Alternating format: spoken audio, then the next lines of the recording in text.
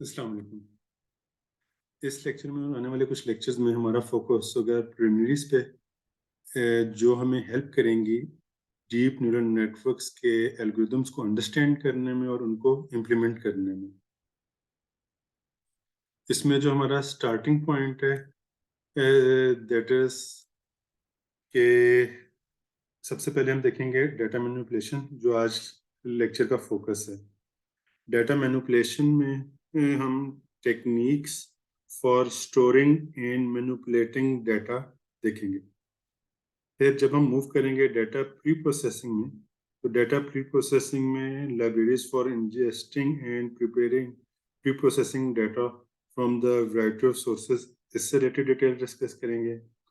Then उसके बाद linear algebra के केस में हम जो बेसिक लीनियर अलजेब्रिक ऑपरेशंस हैं जो कि हम डिफरेंट टेंसर्स पे अप्लाई कर सकते हैं, उनको डिटेल से देखेंगे।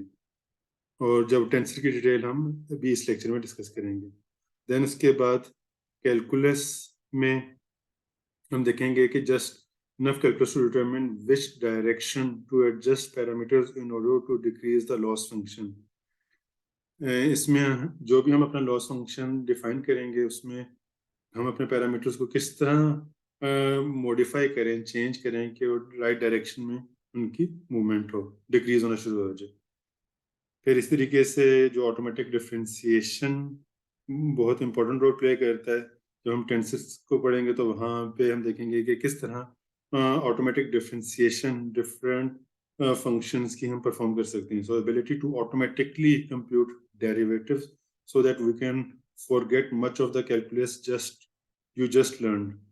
सो इसका एडवांटेज ये होगा कि हमें सिर्फ और सिर्फ फॉरवर्ड प्रोपोगेशन या उसकी जो सिंपल मैथमेटिक्स हैं उनको फोकस करना है। ऑटोमेटिकली जो उसके बैक प्रोपोगेशंस और जो डेरिवेटिव्स हैं वो ये टेंसर की लाइब्रेरी ऑटोमेटिकली हैंडल कर लेगी। फिर इसी तरीके से प्रोबेबिलिटी एंड स्टैटिस्टिक्स से रिलेटेड कॉन्सेप्ट्स में हम बेसिक प्रोबेबिलिटी और अदर जो रीजनिंग्स हैं उनको डिस्कस करेंगे। और एट द एंड हम डॉक्यूमेंटेशन को किस तरीके से एक्सप्लॉइट किया जा सकता है फॉर बेटर डेवलपमेंट, उसके बारे में डिस्कस करेंगे। सो अब मूव करते हैं डाटा मैनिपुलेशन पार्ट पे। अच्छा, हमारा जितना भी फोकस है इनमें वो है पाइटॉर्च लाइब्रेरी। यहाँ पे आपके पास मिक्सनेट और टेंसरफ्लो और इसके अलावा एक और लैंग्वेज है जिसमें आपको कोड मिलेगा, लेकिन हम यहाँ पे पाइटॉर्च को लेके चलेंगे। और जैसे ही आप नोटबुक पे क्लिक करेंगे तो आपके पास पाइटॉर्च की गूगल कोलैब पे नोटबुक ओपन हो जाएगी।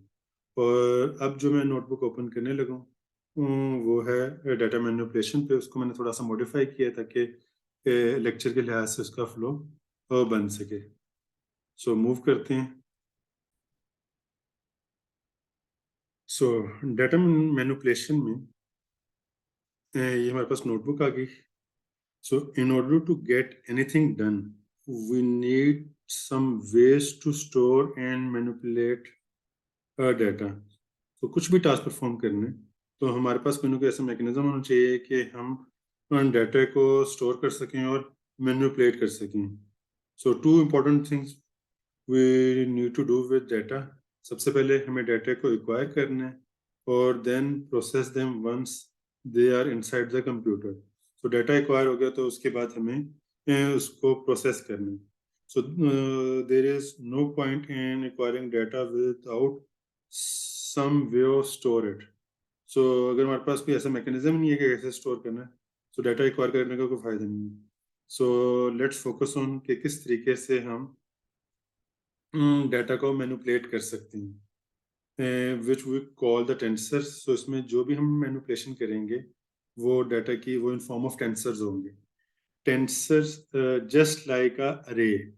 अगर आपके पास एक स्केलर वैल्यू है, जैसे हमने लास्ट लेक्चर में डिफरेंट नोटेशंस को पढ़ा, जो स्केलर वैल्यू है वो है जीरोथ ऑर्डर टेंसर। अगर मेरे पास एक वेक्टर है या सिंगल डायमेंशन एरे तो मेरे पास फर्स्ट ऑर्डर टेंसर होगा। और अगर 2D एरे है तो मेरे पास वो सेकंड ऑर्डर। और अगर मेरे पास n डायमेंशनल एरे है तो वो nth ऑर्डर टेंसर होगा। असल में हम यहाँ पे जो अरेज हैं, वेक्टर्स हैं, स्केलर वैल्यूज हैं, उनको ही टेंसर कह रहे हैं। ये कोई ऑल टुगेदर डिफरेंट कॉन्सेप्ट नहीं है, सिर्फ यहाँ पे उसका नाम चेंज हो गया। और अगर आप फेमिलियर हैं नमपाई से, तो नमपाई और टेंसर में जो उसका मैनिपुलेशन है वो बाय एंड लार्ज सेम है। कुछ फंडामेंटल डिफरेंस है, वो भी हम डिस्कस करते हैं। और इस लेक्चर सीरीज को पढ़ने से पहले मैं ये ज्यूम कर रहा हूँ कि आपको पाइथन और नमपाइज और मशीन लर्निंग का कॉन्सेप्ट है। अगर उसमें आपको कुछ एम्बिग्युइटीज हैं तो मेरे लेक्चर्स अवेलेबल हैं पाइथन पे भी और मशीन लर्निंग पे भी, आप उनको गो थ्रू कर सकते हैं। So if you already know नमपाई, तो नमपाई की सपोर्ट पाइथन में अवेलेबल है। इस तरीके से जो डीप न्यूरल नेटवर्क फ्रेमवर्क्स हैं वहाँ पे टेंसर क्लास इम्प्लीमेंट है, एमएक्स नेट में भी, टेंसर में भी, पाईटॉर्च में भी, टेंसर फ्लो में भी। इसका एडवांटेज क्या है कि टेंसर क्लास जो है वो सपोर्ट करती है ऑटोमेटिक डिफरेंशिएशन, और it leverages GPU to accelerate numerical computations. So इसमें ऑटोमेटिक डिफरेंशिएशन अवेलेबल है, वो भी हम नेक्स्ट 2 और 3 लेक्चर्स के बाद देखते हैं। और इसके साथ साथ जीपीयू की जो कंप्यूटेशनल पावर है उसको एक्सप्लॉइट करने की एबिलिटी है, जबकि numpy में सिर्फ और सिर्फ हम इसको सीपीयू पे रन कर सकते हैं, और उसमें ऑटोमेटिक डिफरेंशिएशन वाली कैपेबिलिटी भी नहीं है। सो इस नोटबुक में हमारा जो फोकस होगा वो मेनली 6 कंपोनेंट्स पे होगा। फर्स्ट वन इज कि हम देखेंगे कि किस तरीके से टेंसर्स को क्रिएट किया जा सकता है, डिफरेंट वेज देखेंगे। देन हम देखेंगे एक टेंसर हमारे पास क्रिएट हो गया तो उसको स्लाइस और इंडेक्स कैसे किया जा सकता है। देन डिफरेंट ऑपरेशंस उन टेंसर पे क्या परफॉर्म किए जा सकते हैं। ब्रॉडकास्टिंग का कॉन्सेप्ट देखेंगे, सेविंग मेमोरी को देखेंगे, और conversion to other Python objects देखेंगे, और एट द एंड हम आज के लेक्चर को समराइज करेंगे। सो मूव करते हैं सबसे पहले कि टेंसर को कैसे क्रिएट किया जा सकते हैं। टेंसर को क्रिएट करने के लिए सबसे पहले हम इंपोर्ट टॉर्च की लाइब्रेरी है, पाईटॉर्च की, उसको इंपोर्ट कर लिया। उसके बाद टॉर्च डॉट रेंज, सो टॉर्च डॉट रेंज करने से हमारे पास यहाँ पे एक टेंसर क्रिएट हो रहा है जिसके 12 एलिमेंट्स हैं, और उसको हमने एक्स में स्टोर कर लिया। सो अब ये जो मेरे पास टेंसर क्रिएट हुआ है, ये इन फॉर्म ऑफ एक वेक्टर है जिसके हमारे पास 12 एलिमेंट्स हैं और जिनकी वैल्यूज 1 2 अप टू 11 है। So PyTorch provides a variety of functions for creating a new tensor. So हमारे पास different mechanisms हैं tensors को create करने के लिए। इसमें अभी हमने range n वाले फंक्शन को यूज करते हुए एक टेंसर क्रिएट किया है। रेंज n क्या काम करता है, यहाँ पे आपने स्टार्टिंग वैल्यू 0 से लेके 1 का इंक्रीमेंट कर देता है n तक, और n की वैल्यू इंक्लूड नहीं होती। बाय डिफॉल्ट जो इंटरवल है दो वो 1 डिफाइंड है। जैसे कि अब यहाँ पे देखें कि हमने 12 मेंशन कर दिया तो वो 0 से स्टार्ट हुआ और 11 तक गया। So new tensors are stored in the main memory and designed for CPU based computation. So unless specified, new tensors are stored on main memory में स्टोर हो रहे हैं और designed for CPU computation है।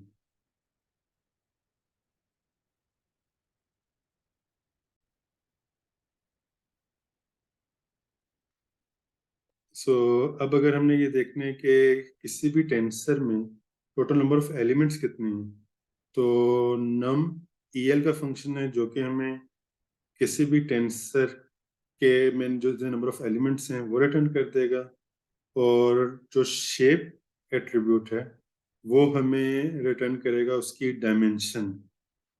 इस पीस ऑफ कोड को run करते हैं तो चीज़ें मज़ीद क्लियर हो जाएंगी। सो जैसे ही इसको रन किया तो मेरे पास 12 एलिमेंट्स आ गए।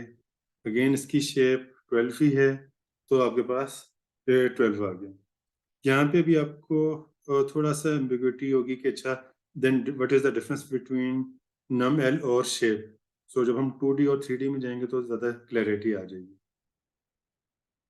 सो नेक्स्ट हम क्या काम कर रहे हैं, जो हमारे पास टेंसर था जो 1D में था जिसके 12 एलिमेंट्स है, उसको हमने रीशेप किया और उसको 2D में कन्वर्ट कर दिया। So we can change the shape of a tensor without altering its size or values.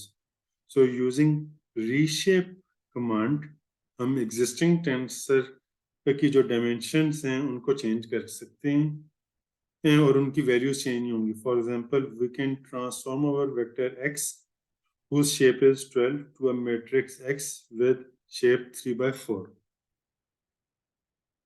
So the new tensor retains all the elements but reconfigures themselves in a matrix. So जो नया tensor आ रहा है ये, इसमें वो तमाम के तमाम एलिमेंट्स हैं जो कि x में थे, लेकिन अब ये इन फॉर्म ऑफ मैट्रिक्स है. Notice that elements of our vectors are laid out one row at a time. So कुछ इस तरीके से हमारे पास जो एलिमेंट्स हैं वो ले डाउन हो रहे हैं. So next piece of command को रन करते हैं तो आपको ज़्यादा क्लियर हो जाएगा. सो एक्स डॉट रीशेप किया तो आप देख सकते हैं कि आपके पास जो एलिमेंट्स हैं वो किस तरीके से ले डाउन हुए. अब यहाँ पे देखें, जब हमने एक्स डॉट नम ईल को कॉल किया तो आपके पास आंसर आ रहा है 12, लेकिन जो शेप है वो इसकी डायमेंशन रिटर्न कर रहा है, दैट इज 3/4. अच्छा, यहाँ पे अब एक और इंटरेस्टिंग चीज़ है, वो ये है कि जिस तरह भी आपने देखा रीशेप में हमने रोज और कॉलम्स दोनों बताए और हमें जो एक्स का जो ओरिजिनल साइज था, टोटल नंबर ऑफ एलिमेंट्स कितने थे वो भी पता था. So note that specifying every shape component to a reshape is redundant. तो यहाँ पे ये कहना चाह रहा है कि ये जो हमने 3,4 डिफाइन किया ये रिडंडेंट है, इसकी जरूरत नहीं है, because we already know our tensor size. For example, हमें पता था कि जो हमारा जो टेंसर साइज है वो 12 है, और अब अगर इस 3 या 4 में से आपको कोई भी एक नंबर पता हो तो आप दूसरी वैल्यू फाइंड कर सकते हैं. फॉर एग्जाम्पल, आपको 3 पता था x, और जो ये वाली वैल्यू है ये मिसिंग थी, लेकिन आपको पता था कि जो टोटल नंबर ऑफ एलिमेंट्स हैं वो 12 हैं, तो आप 12 डिवाइडेड बाय 3 करके यहाँ पे 4 कंप्यूट कर सकते थे. सिमिलरली, अगर आपके पास पहली वैल्यू मिसिंग है और 4 पता है और आपको 12 ऑलरेडी जो टोटल डायमेंशन है वो पता है, तो आप 12 डिवाइड बाय 4 करके आपके पास यहाँ पे 3 आंसर आ रहे हैं. यहीं पे इस चीज को मेंशन किया जा रहा है कि because we already know over tensor size is, for example यहाँ पे हमारा जो टेंसर साइज है वो n है, we can work out one component of the shape given the rest.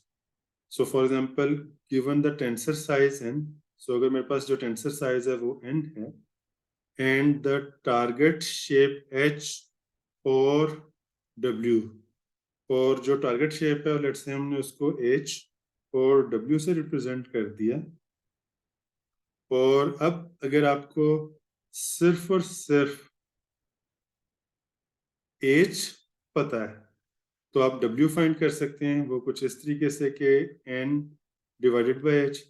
Similarly, अगर आपने h फाइंड करना है और आपको W पता है तो again n divided by W करके आप फाइंड कर सकते हैं. यही चीज यहाँ पर मेंशन की जा रही है कि we know that W is equal to n over h, so to automatically infer one component of the shape we can replace -1 for the shape component that should be inferred automatically. सो अगर आपको एक भी size पता है, सो x dot reshape की बजाय अब अगर आप एक्स डॉट रीशेप और 1 -1,4 कर दें या 3, -1 कर दें तो वो ऑटोमेटिकली जो मिसिंग कंपोनेंट है उसको फाइंड कर लेगा। सो इसको रन करते हैं तो आपको मजीद आइडिया हो जाएगा कि हमने यहाँ पे x डॉट रीशेप किया -1 4, तब भी आपके पास वही एलिमेंट्स आ रहे हैं। 3, -1 किया तो तब भी आपके पास वही एलिमेंट्स आ रहे हैं। इसी तरीके से अब अगर आप 3 डायमेंशनल टेंसर जनरेट करना चाह रहे हैं और उसकी तमाम की तमाम वैल्यू 0 रखना चाह रहे हैं तो यहाँ पे हमने बिल्ट इन फंक्शन 0 को यूज़ कर लिया और उसमें बता दिया कि इसकी जो डायमेंशन होंगी वो 2, 3, 4 होगा। अब आप बता सकते हैं कि इसके टोटल नंबर ऑफ एलिमेंट्स कितने होंगे। Very good. सो इसकी जो टोटल नंबर ऑफ एलिमेंट्स हैं वो हमारे पास होंगे 24 और इसकी जो शेप है वो हमारे पास यही आ जाएगी। 24 किस तरीके से 2 × 3 × 4 that is 24। So total number of elements आपके पास 24 आ गए और ये इसकी डायमेंशन है। सिमिलरली अगर आप टेंसर एक क्रिएट करना चाह रहे हैं विद ऑल वंस, आप इसी तरीके से वन का फंक्शन को कॉल करते हुए आप कंप्यूट कर सकते हैं। फिर इस तरह हमें सम टाइम्स ना टेंसर्स को क्रिएट करना पड़ता है रैंडम वैल्यूज की बेस पे। So we often wish to sample each element randomly and independent from a given probability distribution. For example, the parameter of the neural networks are often initialized randomly. So जब हम neural networks build कर रहे हैं तो हम जो parameters हैं between layers हम उनको रैंडमली इनिशियलाइज करना चाहते हैं और वो जो रैंडम इनिशियलाइजेशन है वो कोई ना कोई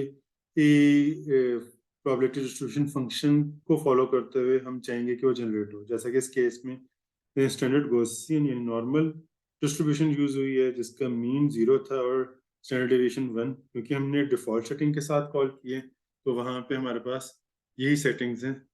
और जब हम इस पीस ऑफ कोड को रन करेंगे तो आप देखेंगे कि आपके पास 3/4 का एक आंसर आ जाएगा जिसकी जो वैल्यूज हैं वो ये हैं।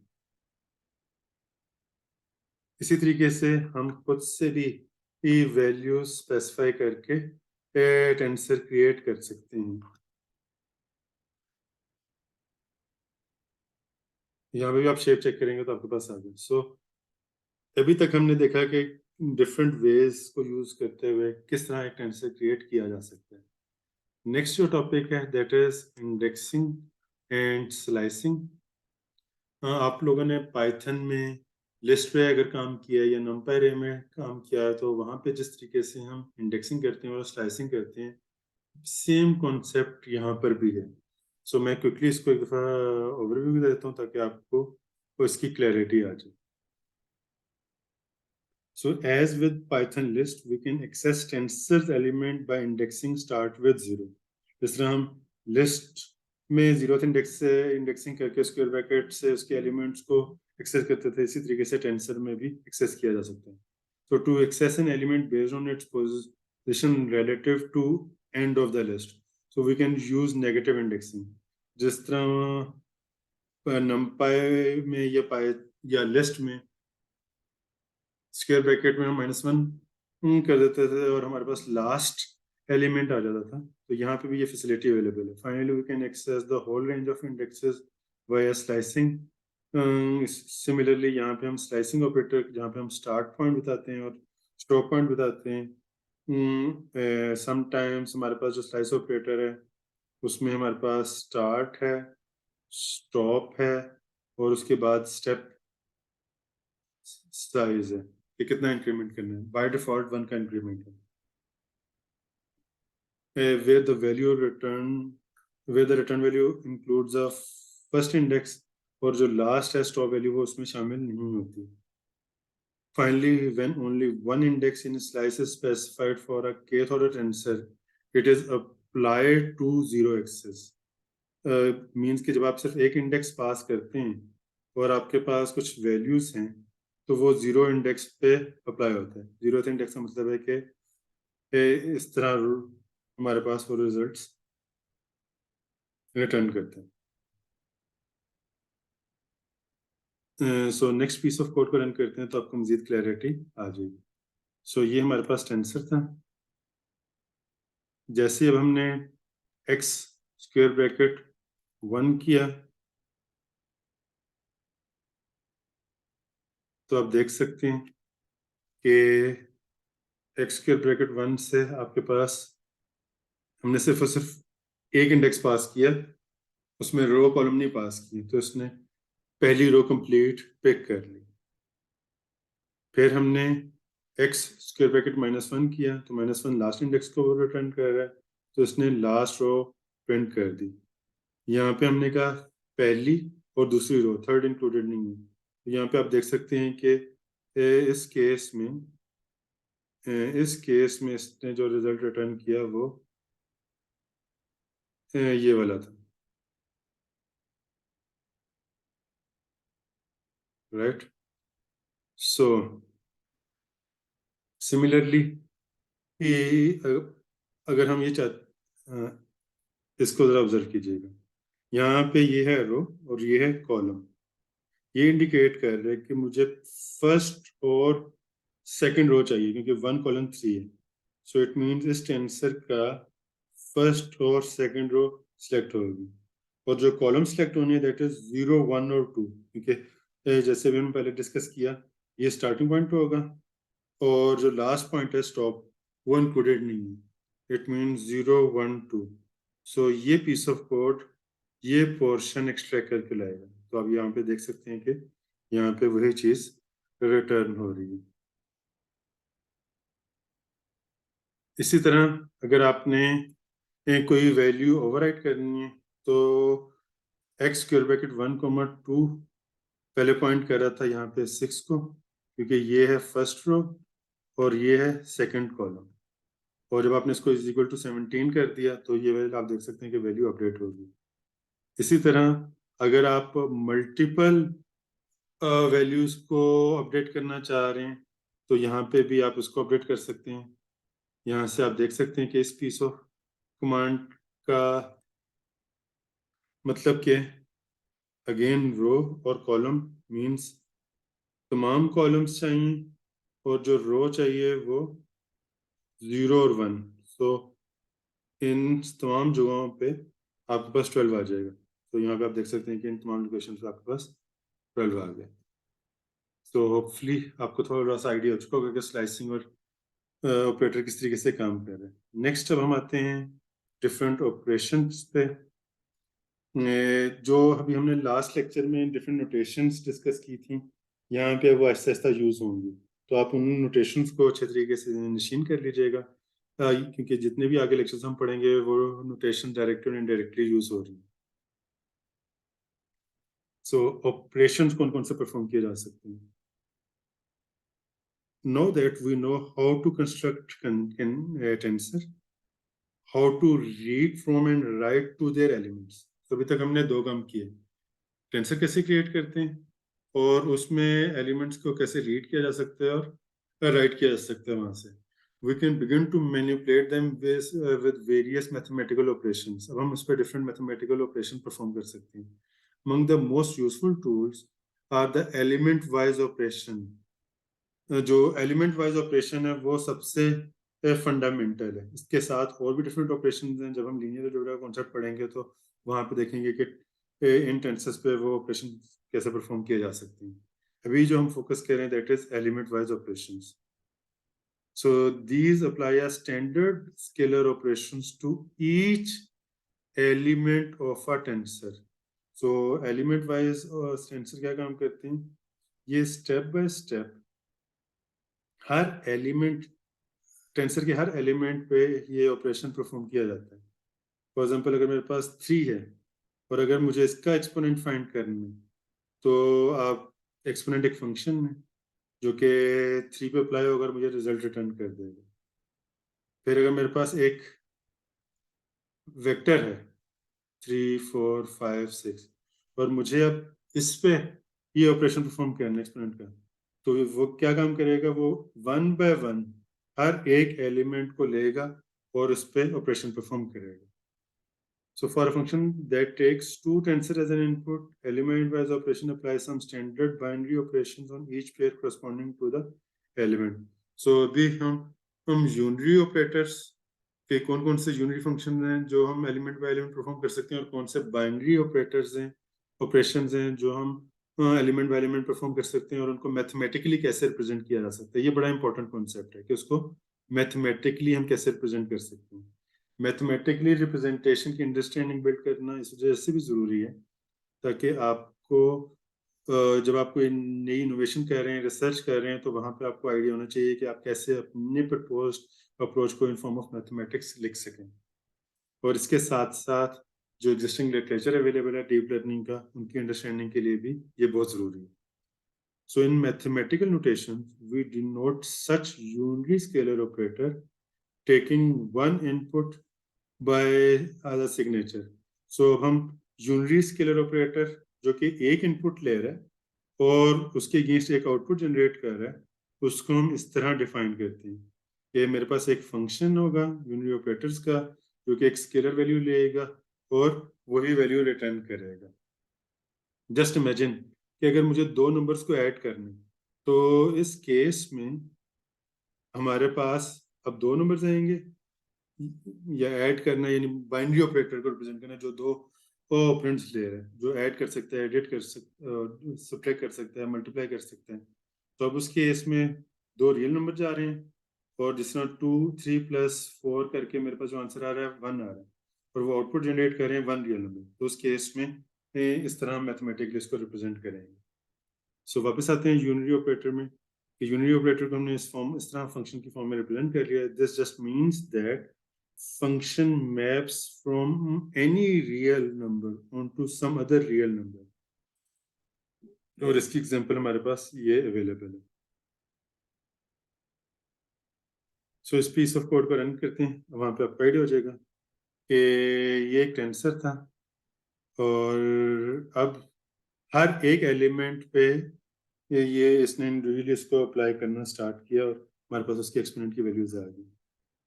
Similarly, likewise, we denote binary scalar values.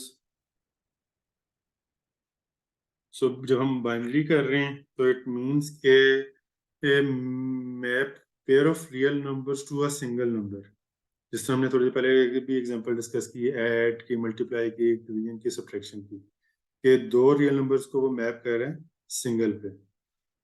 अब यहाँ पे जो इंटरेस्टिंग चीज है ना, वो ये है कि हम इसको डिस्कस कर रहे हैं इन कॉन्टेक्स्ट ऑफ वेक्टर्स या टेंसर्स। तो अब टेंसर के केस में अगर आपके पास ये दो वेक्टर्स हैं, एक को हमने कह दिया u, एक को हमने कह दिया v, और यहाँ पे वैल्यूज हैं 1 2 3 4, यहाँ पे आ गया 5 6 7 8। सो अब इसको जरा पढ़ते हैं, फिर आपको ज्यादा clarity. Given any two vectors u and v, कोई से भी दो vector u and v of the same shape, shape same होना जरूरी है, and a binary operator f, और अगर हमने इस पे बाइनरी ऑपरेटर अप्लाई करना है, लेट्स से प्लस अप्लाई करने, we can produce a vector c। तो मेरे पास एक और वेक्टर आएगा c, उसकी भी डायमेंशन सेम होंगी, और उसका रिजल्ट आ जाएगा 6 8 10 और 12। सो जो कि f ऑफ u, v लेगा bye setting this one for all i, where ci, ui and vi are the ith elements of the vector cuv। इसको दोबारा देखिएगा कि we can produce a vector c, हम c वेक्टर को produce कर सकते हैं इस फंक्शन को यूज करते हुए, जहां पे क्या होगा कि वो फंक्शन क्या काम करेगा, वो u का फर्स्ट एलिमेंट लेगा और v का फर्स्ट एलिमेंट लेगा, और उस पर ये वाला फंक्शन अप्लाई कर देगा एडिशन का, और उसके करस्पॉन्डिंगली इसका सी आई आ जाएगा। सिमिलरली वो अगला यू का सेकेंड एलिमेंट लेगा, वी का सेकेंड एलिमेंट लेगा, ऑपरेशन परफॉर्म करेगा, और मेरे पास इसका रिजल्ट आ जाएगा, and so on. So we produce a vector valued, और अब अगर हमने इसको मैथमेटिकली लिखना है तो वो कुछ इस तरीके से लिखा जा रहा है कि हमारे पास ये फंक्शन है जो दो वेक्टर्स ले रहा है रियल नंबर्स के ऑफ डी डायमेंशंस, और मेरे पास जो रिजल्ट आ रहा है वो भी एक वेक्टर आ रहा है by lifting the scalar function of to an element wise vector operation. अच्छा, अब यहाँ पे हमने देखा कि किस तरीके से स्केलर से एक वेक्टर की तरह के थ्रू हमने इसको रिप्रेजेंट कर दिया, वेक्टर के लिए इसको रिप्रेजेंट कर दिया। जस्ट इमेजिन कि अगर हमने मैट्रिसेस की एलिमेंट बाय एलिमेंट एडिशन करनी है, तो आप इसको भी उसी लिहाज से डिफाइन कर सकते हैं। तो इसको आप ट्राई कीजिएगा। Next piece of code run करते हैं तो आपको क्लियर अंडरस्टैंडिंग बिल्ड हो जाएगी। तो आपके पास एक्स टेंसर था, वाई टेंसर था, और अब हमने इस पे ये डिफरेंट ऑपरेशन परफॉर्म कर लिए।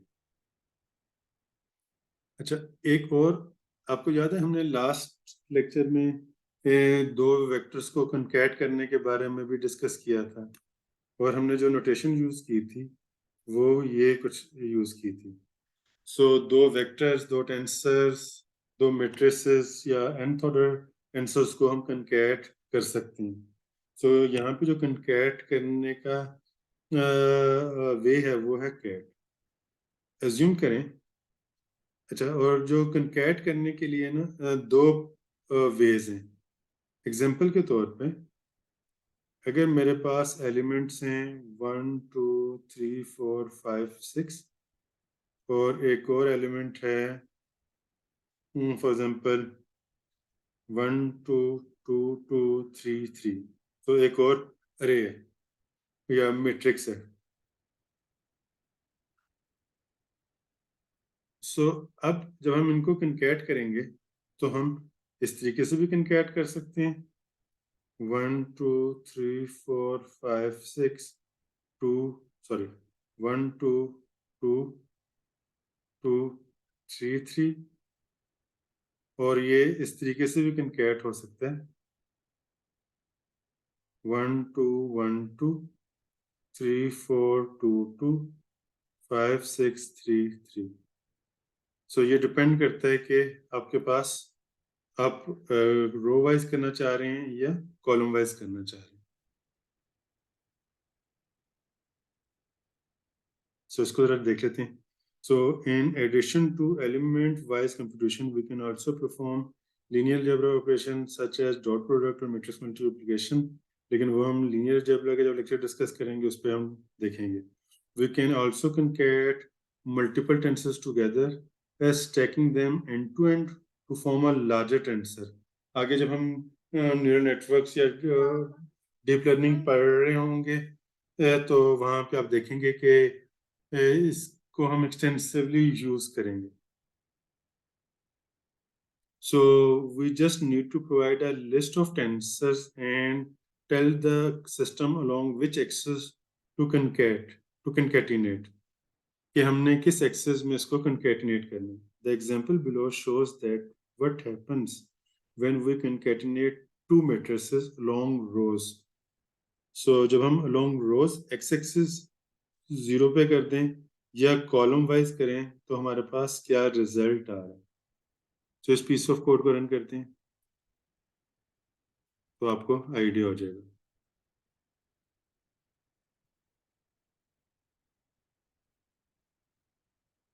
सो हमारे पास ये एक टेंसर आ गया, y एक टेंसर आ गया।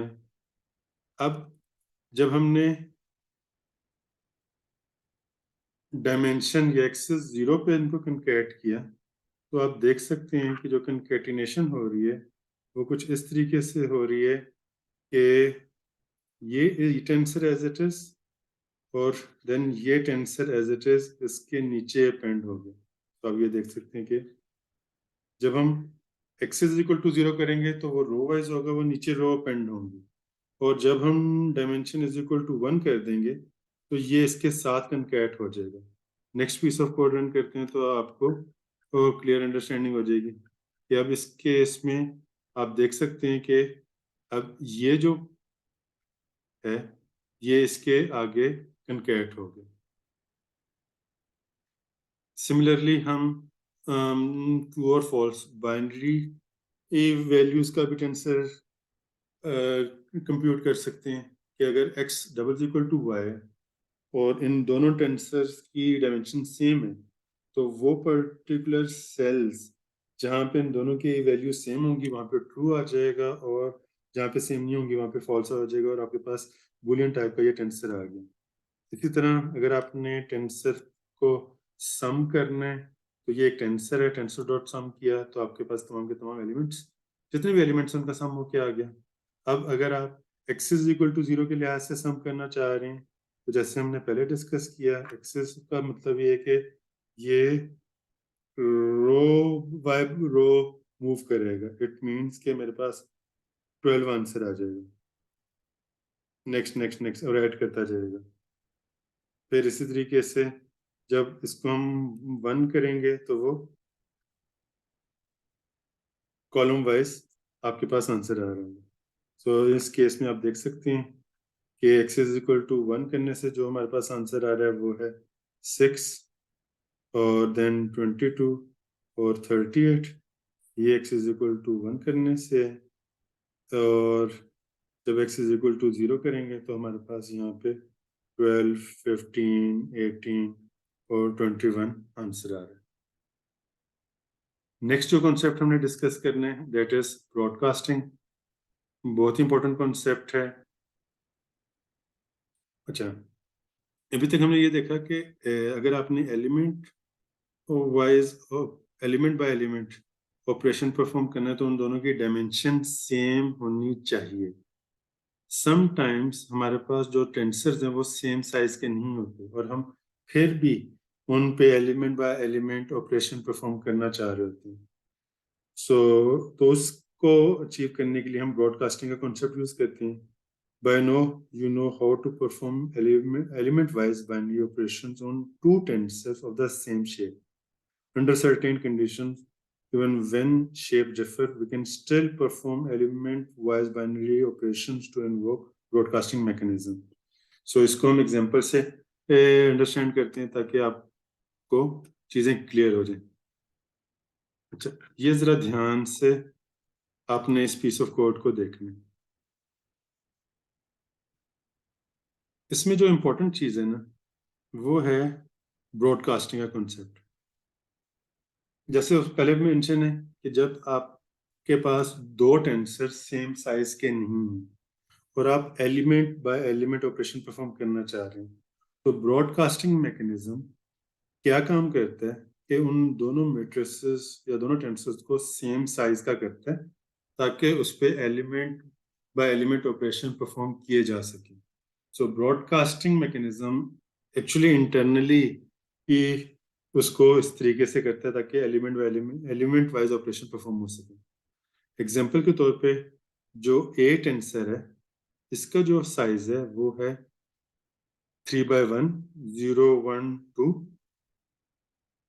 और फिर इसी तरीके से जो आपके पास बी टेंसर है उसमें साइज है वो 1 रो और 2 कॉलम्स हैं। सो ये आपके पास ए आ गया और ये आपके पास बी आ गया, और इसकी आपके पास यहाँ पे शेप भी आ गई। अब आप यहाँ पे ये देखें, जब हमने यहाँ पे a प्लस बी किया और ये दोनों टेंसर सेम साइज के नहीं थे, तो बैकएंड पे ब्रॉडकास्टिंग कॉल हुई इस ऑपरेशन को परफॉर्म करने के लिए। और वो किस तरीके से कॉल हुई कि मेरे पास इसकी जो डायमेंशन है वो है 3/1, इसकी डायमेंशन है 1/2। तो अब ब्रॉडकास्टिंग क्या काम करेगा, ब्रॉडकास्टिंग इसको 3/2 करेगा और इसको भी 3/2 करेगा ताकि दोनों सेम साइज के हो जाए और उन पे ऑपरेशन परफॉर्म किया जा सके। सो वो किस तरीके से होगा वो जरा देखिएगा कि जब हमने इसको 3/2 करना है, इसको 3/2 करना है, तो 0, 1, 2, ये भी 3/1 है। 3/2 करना है तो ये एज इट इज रेप्लीकेट होगा, कॉपी होगी इसकी, और अब आपके पास ये 3/2 का एक मैट्रिक्स आ गया। और ये अब आपके पास इंटरनल जो रिप्रेजेंटेशन इंटरनल, दोबारा आप ए को प्रिंट करेंगे तो वो ये दिखाएगा। ये सिर्फ इस ऑपरेशन को परफॉर्म करने के लिए इंटरनल इसकी रिप्रेजेंटेशन हो रही है। फिर इस तरीके से B01 है, इसकी डायमेंशन 1/2 है, तो 3/2 करने के लिए कॉपी होगा 3 टाइम्स। और अब जब आप इसको प्लस करेंगे तो आपके पास जो आंसर आएगा दैट इज अब एलिमेंट बाय एलिमेंट, तो 0 और 1, क्योंकि 0 + 0 और 0 बाय 1, देन 1 2 और 2 और 3। तो आप देख सकते हैं कि आपके पास यहाँ पे भी सेम रिजल्ट आ रहा है। होपफुली आपको काफ़ी हद तक चीज़ें क्लियर हो चुकी होंगी। फिर भी कोई कन्फ्यूजन हो तो आप मेरे लेक्चर्स देख लीजिएगा, और इंटरनेट पे भी काफ़ी कंटेंट पड़ा है, ब्लॉग्स वगैरह, आप उससे पूछ सकते हैं या मेरे से क्वेश्चन पूछ सकते हैं। नेक्स्ट जो कॉन्सेप्ट है बहुत ही इंपॉर्टेंट है, दैट इज कि हम मेमोरी किस तरह सेव कर सकते हैं। यहाँ पे स्पेशली न्यूरल नेटवर्क में, और जब हम अपने डीप न्यूरल नेटवर्क्स को लो एंड डिवाइसेस पे लाइक कैमरास पे या एज डिवाइस पे या जेटसन नैनो पे पोर्ट करते हैं उसके मॉडल्स को, तो वहाँ पे हम अपने कोड को बहुत ही एफिशिएंट करना चाहते हैं। सो देखते हैं कि किस तरीके से हम वो चीज़ अचीव कर सकते हैं। Running operations can cause new memory to be allocated to the host result. So ये जो हम ऑपरेशन परफॉर्म कर रहे होते हैं उससे नई नई मेमोरी क्रिएट होती जाती है।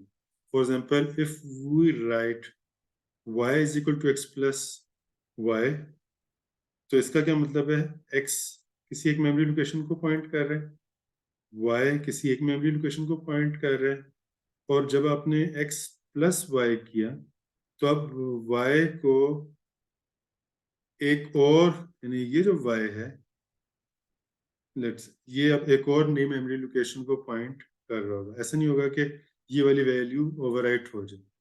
सो we dereference the tensor that y used to point to and instead point y at the new allocated memory. सो हमने इसको डीरेफर कर दिया और y अब उसको नई मेमोरी पे पॉइंट कर रहे हैं। We can demonstrate this using the Python id function. इस चीज को हम जो id फंक्शन है उसके थ्रू डेमोन्स्ट्रेट करते हैं। id फंक्शन क्या काम करता है, which gives us the exact address of the referenced object in the memory. So ये हमें एग्जैक्ट एड्रेस रिटर्न करेगा जो मेमोरी में हमारे पास है। सो इसको रन कर लेते हैं और इसको रन करके देख लेते हैं। अब आप यहाँ पे देखिए, सो इस पीस को कोड को अंडरस्टैंड करते हैं, आपको ज्यादा चीजें क्लियर हो जाएंगी कि y एक टेंसर था, id ने y एक टेंसर था जो कि एक मेमोरी को एलोकेट कर रहा था। सो जब y is equal to id sign किया तो इसका जो एड्रेस है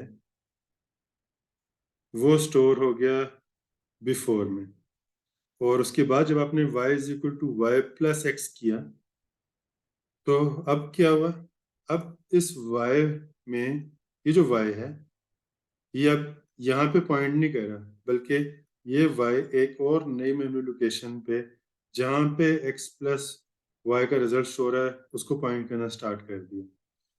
और इस चीज़ को कैसे वैलिडेट किया जा सकता है कि अब जो y id का एड्रेस है जो पहले था, ये दोनों सेम नहीं थे, इसे से जब डबल इक्वल टू 0 किया तो आपके पास फॉल्स है।